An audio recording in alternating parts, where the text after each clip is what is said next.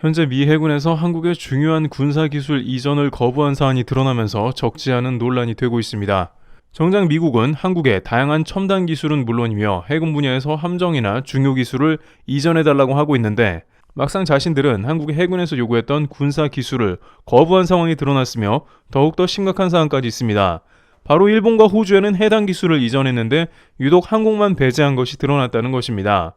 왜 이런 일이 일어났는지 그 배경과 어떤 기술인지 살펴보겠는데 미국 내부에서도 논란이 되고 있습니다.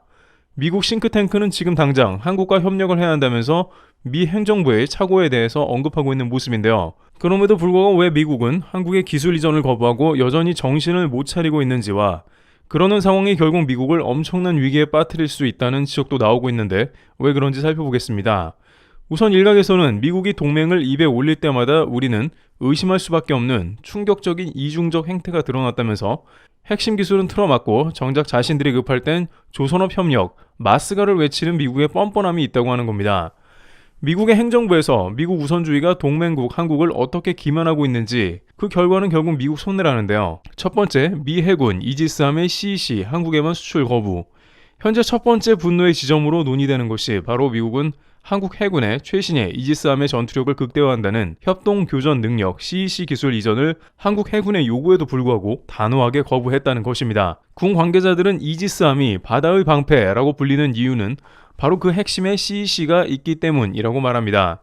CEC는 여러 함선, 항공기가 레이더로 포착한 표적 정보를 고용량 네트워크를 통해 실시간으로 융합 및 분배하는 시스템이죠. 군함의 레이더는 지구의 둥근 공률 때문에 저고도로 날아오는 수평선 너머의 미사일을 늦게 감지하는데 하지만 CEC가 있으면 다른 위치의 함선이 먼저 포착한 초수평선의 표적을 공유받아 개별 함정이 인지하지도 못해도 장거리 요격 미사일을 발사해 파괴할 수 있다는 것입니다.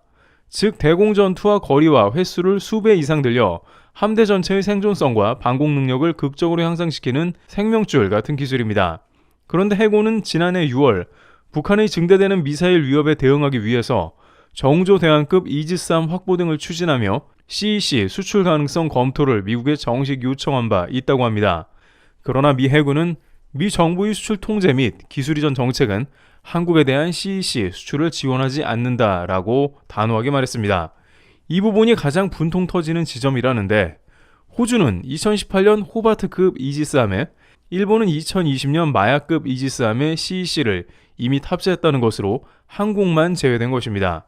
같은 동맹국인 한국에만 구체적인 이유조차 명시하지 않고 불가를 통보한 것은 노골적인 차별적 조치이며 한국의 안보를 2등급 동맹으로 취급하는 명백한 증거라는 이야기가 나오고 있다는 것입니다. 북한은 최근 러시아산 우란 미사일을 역설계한 바다수리 6형 지대함 미사일을 시험 발사하는 상황이며 상배열 레이더를 갖춘 신형 전투함 최연함을 선보이는 등 해상 타격 능력을 강화하고 있는 시점이라는 것인데 이런 상황에서 가장 필요한 핵심 방어 시스템을 틀어막는 것은 한미연합 방위태세 자체를 약화시키는 행위라는 말이 나옵니다. 미국의 판매 거부에 따라 우리 해군은 2030년대 중후반까지 미국 CEC와 유사한 한국형 해상통합 방공체계를 독자적으로 구축하기로 선회했죠. 그러나 이 한국형 시스템은 국산 레이더를 쓰는 전투함에서만 활용이 가능합니다.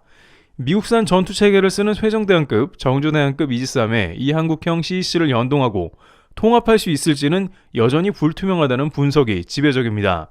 미국의 기술 통제가 우리의 국방 자주화 노력에 얼마나 큰 장애물을 던지고 있는지 보여주는 단면이죠. 게다가 이러한 미국의 행동은 이번 3,500억 달러 현금을 내라는 트럼프 정부의 행동과도 일맥상통하고 있습니다.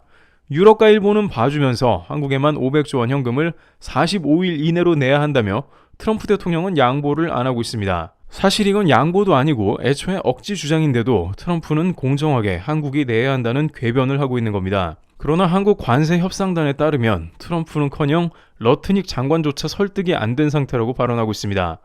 유럽은 버젓이 6천억 달러를 기업이 투자할지 결정한다고 하고 서명했는데 한국에만 현금을 요구하고 있는 것입니다. 조지아 사태 역시 유럽과 일본 기업에는 인원을 투입하지 않았는데 유독 한국 기업만 그 타겟으로 했습니다.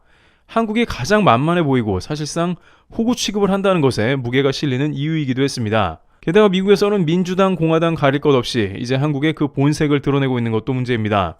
바이든 정부에서는 IRA 협상을 통해 한국 반도체나 배터리 기업을 미국에 오게 하고 기술 이전을 시키게 한 다음 막상 자신들은 CEC, 해군 기술 이전을 거부하면서 이중적인 모습을 보여주고 있습니다. 그러더니 트럼프 정부에서는 한국만을 외환 위기로 빠뜨리려고 하는 행태를 계속해서 반복하고 있는 모습입니다.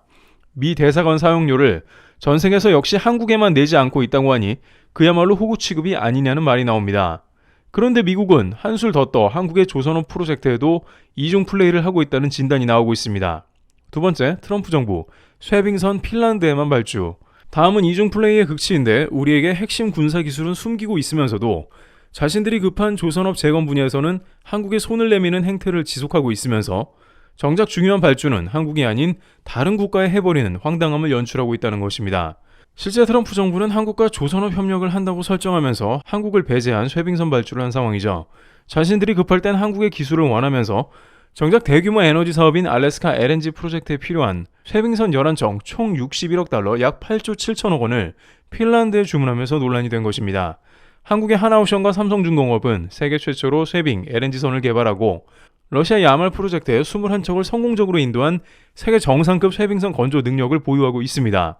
특히 한국은 화물을 운송하며 쇠빙까지 가능한 쇠빙 LNG선에 특화되어 있습니다. 물론 핀란드는 얼음만 깨는 쇠빙선 강국입니다. 하지만 한국에게 입찰 기회나 협의조차 묻지 않고 거액의 프로젝트를 넘긴 것은 자신들의 이익에 따라 동맹국을 철저히 배제하는 미국 우선주의의 민낯입니다. 쇠빙선만을 주문한 것은 쇠빙 LNG선이 필요 없다는 뜻도 되기 때문에 한국이 아예 배제된 게 아니냐는 말도 나옵니다. 전략적 협력이 필수라면서 경제적 이득은 다른 나라에 안겨주는 이중적인 처사. 이것이 과연 동맹의 도리냐는 것인데요. 하지만 미국의 이러한 행동은 결국 스스로가 엄청난 위기를 자초하게 된다는 방향의 분석이 나왔습니다. 세 번째, 미국 싱크탱크, 한국과 협력하라. 미국 보수성향 싱크탱크인 허드슨 연구소는 최근 보고서를 통해 중국의 해양력 팽창은 미국의 실존적 위협이라며 중국 조선소는 미국이 군함 한 척을 건조할 때 세 척을 인도하고 있다고 경고한 바 있습니다.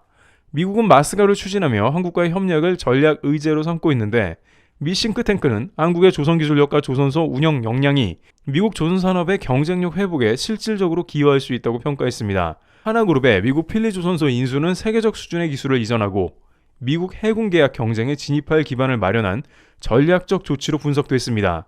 LCD 현대중공업 역시 미국 내 조선소 인수를 검토 중이고 정부 차원에서도 최대 1,500억 달러 규모의 조선협력 패키지가 논의되고 있다는 점입니다. 이번 트럼프 대통령의 3,500억 달러 현금 요구 역시 마스가 기술 투자 문제로 상당히 긴 협상을 벌이고 있는 이유이기도 합니다.